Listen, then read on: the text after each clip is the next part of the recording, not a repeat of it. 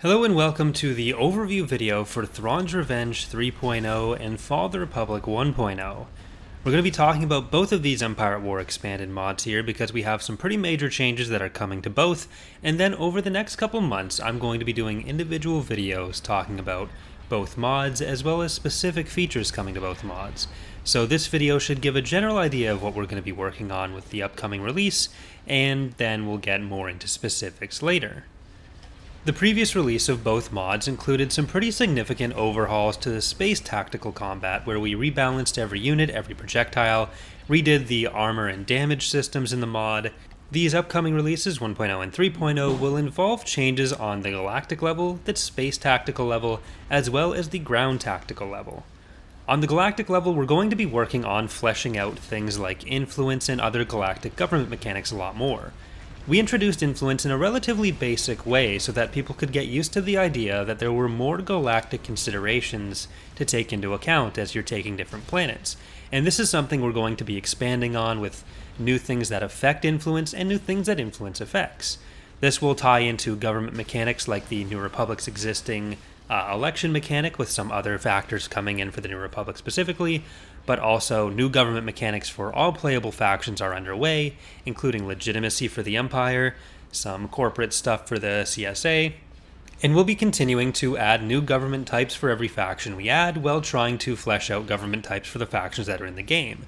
They provide a different way for each faction to play beyond just the unit selection, and can impact how they build units, the ways they think about taking planets, and all of that kind of thing that should add an extra layer of depth to the galactic level. This will come with some extra resource types that you have to take into account, sometimes for production, sometimes for accessing certain things in tactical level, and sometimes for making sure your planets stay happy, including things like fighter pilots, ship crews, and industrial parts.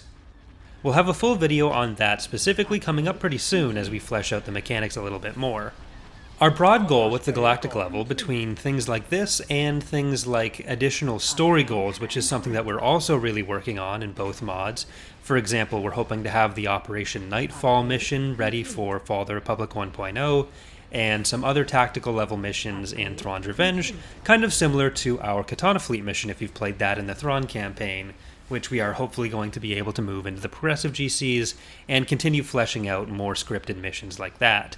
As you go through the Galactic Conquest, we're also making some changes to the era system, which will change how you progress, your choices as you progress, and the way different factions interact with the era system. So rather than just have 5 basic eras, we're expanding that a bit.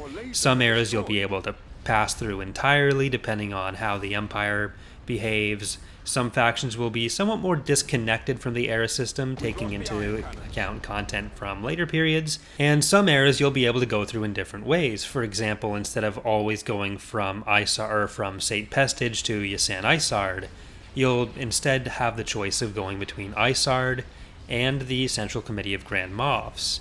Again, there will be another video specifically going through a lot of these things on their own later. Just want to give a broad overview of what we're kind of focusing on right now. The hope is that this will add an extra level of replayability and new dynamics to the galactic level, so that the choices you make on how you progress through the galaxy and which planets you focus on will actually impact the way you're playing and impact the shape of the galaxy. There will also be different invasion events that occur as we continue into development. The first one that'll be present in 3.0 is going to at least be the Black Fleet Crisis event. It used to mean that would just unlock the Duskin League territory, and while the Duskin League is not coming back as a playable faction, even though they're just a minor independent faction, they'll still have the ability to rampage through your territory and cause some actual damage when they unlock, rather than simply sitting there and being useless planets. This will be expanded with certain playable factions or future playable factions like the Siruvi and Yuzon Vong also having invasion events that will happen. And these won't just be dropping ships on the map.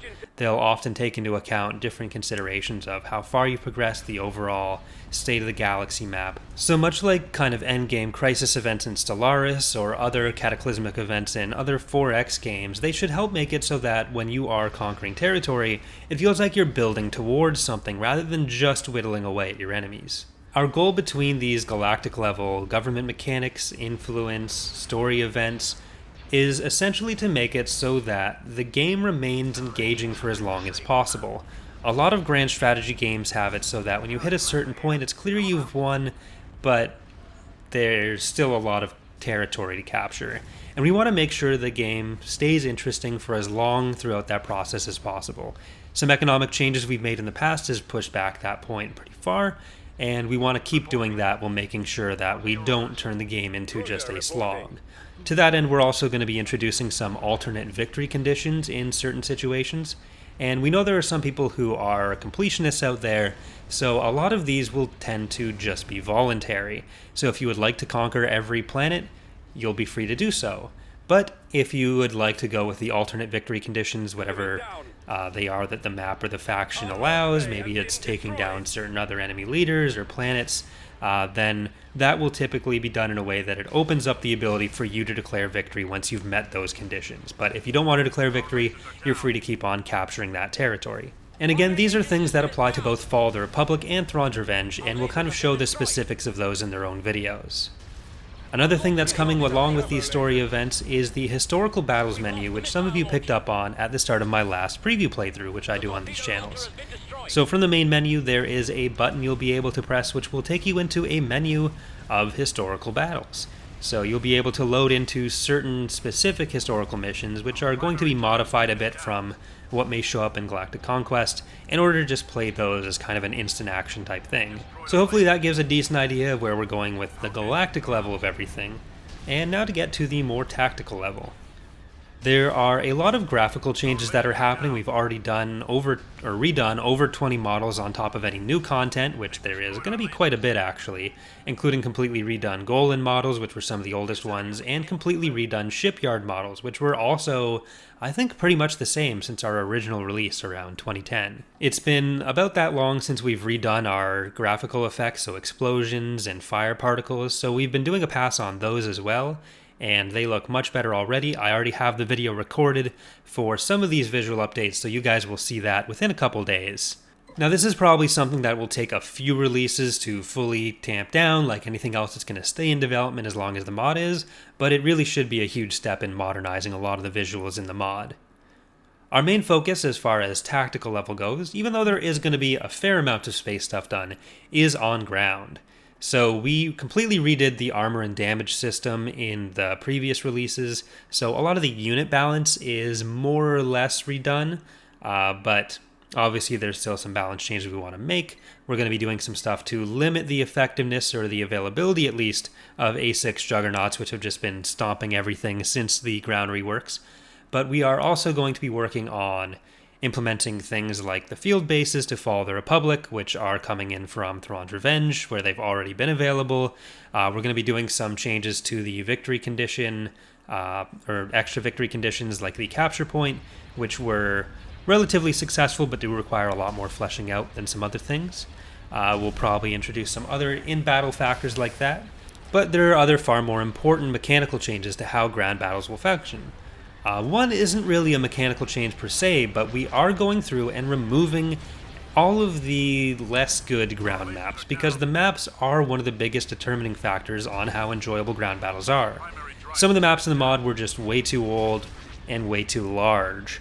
We are typically condensing the ground battle size a fair bit, which helps keep the action more contained and also stops a lot of the ground battles from just being sitting on fast forward and waiting for your units to get somewhere. I'll do another specific video on this, covering some of the ones that have been added or removed, but well over half of the ground maps in the mod have actually been cut or been slated for major reworks in order to make them more consistent and more enjoyable. So some of the maps that used to be very common and very sloggy are now gone, and this alone actually does make ground battles a lot more fun, though it's far from the only change we're making. There are also going to be some changes to how bombing runs and orbital bombardments work, so that they're still very effective, but they aren't just something you sit back and wait for them to win you the battle, because that also makes it feel less engaging and more boring. Having the entire battle decided by something that is entirely uninteractive, where you know it's coming, there's nothing you can really do about it other than build some AA turrets, which are actually going to be more effective against them, but that's a different point. That's not the best way to structure it. We always kept them a little bit stronger in the past because we wanted to make sure that while ground battles were less enjoyable, that people did have that exit button, which the bombing runs and orbital bombardments essentially were. But as we tighten up the mechanics in other ways and introduce other mechanics, make the unit combat better, it'll be less necessary to have that, and we'll be able to have bombing runs and orbital bombardments be a more balanced part of the ground ecosystem. So again, more videos will be coming up on some of the specifics of those changes later. In space, one of the changes that we're going to be focusing on is making it so that we can do a bit more with the tactical defensive structures. Right now they're kind of underwhelming because of some limitations within Empire at War. Essentially, the AI is unable to tell when a defensive station is there from the galactic level. So if you have a planet with a heavy frigate shipyard and 5 Golans, when the AI is planning their invasion, that will look indistinguishable to them from a planet with 1 heavy frigate shipyard and nothing else. So obviously this makes it a bit of an issue if you make them too powerful, because then the AI will just never be able to attack properly. In the past, we've kept things relatively limited, but we have other workarounds for this now that we're putting in place, and there's 2 ways to deal with this. We're trying one. If it doesn't work, we'll go another direction. But once this is in place, it should make it so that we are able to have much more diverse and much more effective defensive stations in space. So Golan 1s, 2s, 3s, that kind of thing should all be more effective. Things like Valadujas, Empress, and the Odo should be more effective, and we'll be able to make it so that you do still have those kind of station assault type battles that you could get in the base game, without making it so that every battle in space is like that, which is kind of our problem with the base game style of 5 station levels, and then that's why we replaced them with the shipyards. So we don't want to go directly back to how the base game had it. We just want to make it so that some battles are major fleet battles, some battles are more of the station assault type, and we want to make sure, again, like the galactic level, that the whole game feels like you're doing different stuff, feels like you have different things you're looking forward to, different things that are happening to shake things up a bit and give you different things to think about. Kind of in that vein is the things like raid fleets, which currently are just entirely random. You are in a battle, and then there's a 15% chance for a third faction to join it. RNG things like that tend to not be good game design, but because we felt having the chance for a 3-way battle is cool enough to warrant the downsides of it, we've kept it how it is for a while. But one of the things we're working on is finding ways to tie that more into the galactic level. So rather than just pulling back and engaging, letting them take stuff out for you and abusing them in that way, or just retreating as soon as possible and coming back in to not get one, we want to make it so that they feel a bit more natural and less defined and abusable. We do still think that on the balance of everything, having the chance for a 3-way battle is worth the downsides, but we do want to make as many changes as possible to integrate that into the broader game. So before this gets too long, that should give you a good idea, or a decent idea, of the kind of things you can look forward to in Fall of the Republic 1.0 and THRAWN'S Revenge 3.0. I mentioned it like 30 times in this video, but there will be more individual videos covering each feature in a lot more depth. Just wanted to give you guys an idea of what's going on here. We don't have a release date planned for either of these. They're going to take a couple months of work, and then a bunch of us have actually been in the process of moving recently, so that's been kind of a delay on certain things. But I'm all set up now for the most part, and everyone else should be too, so we are going to be back to plugging away on everything, and we'll keep you all posted as soon as we know more. So thanks for watching. Hope you're looking forward to these next releases for the mods. You can keep track of development by either subscribing to this channel and watching the news releases as they go out, or you can go in the description. There will be a link to the Steam Workshop pages, the Discord as well, where you can ask any questions you have, which you can also do in the comments here, and let us know what you think.